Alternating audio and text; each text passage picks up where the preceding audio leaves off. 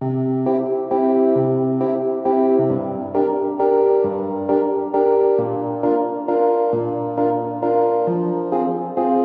up in New York, I've seen hundreds and hundreds and hundreds of Broadway shows, and now working backstage is the absolute best thing that I can imagine.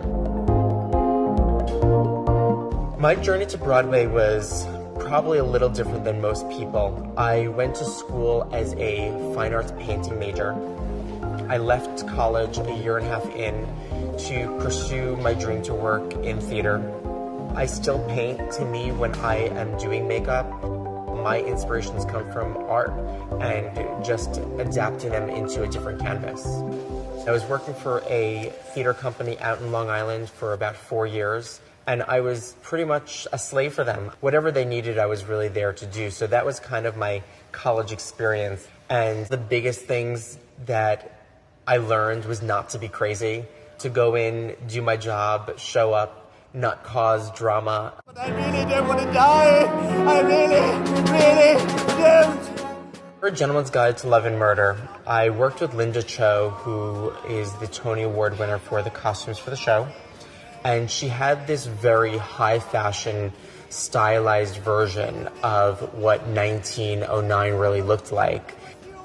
When I'm building a character for a show, I'm going off of the script, the director's notes, and mainly I go off of the hair and costume designer because they are the ones that I'm kind of creating a vision for. As a makeup designer, I'm there to figure out what they're really looking for because they understand the clothing, but I'm there to figure out exactly what their faces should look like. Adalbert!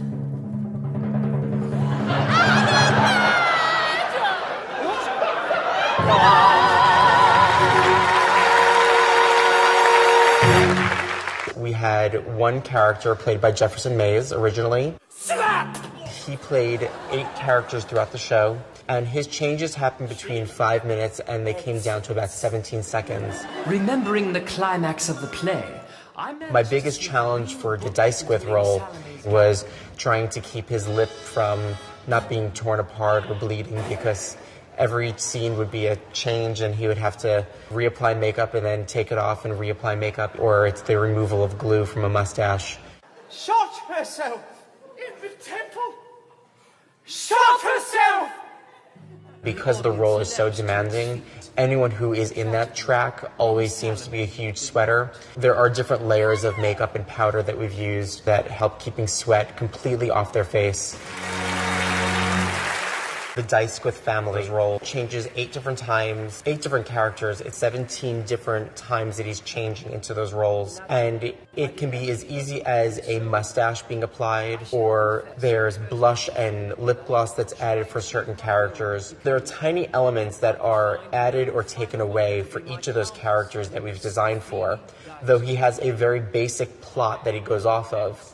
For a show like Gentleman's Guide, there's no makeup artist that is on staff each night.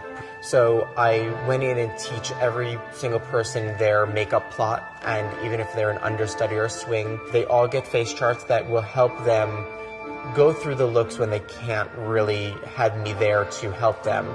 It really plots out exactly where the makeup belongs.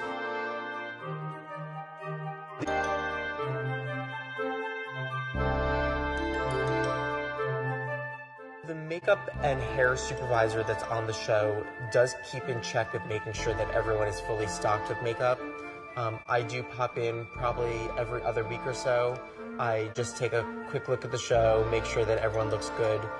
If there's ever a problem or something's going on, I may contact the actor and give them a tip or a trick to help them get back to where we want them to be.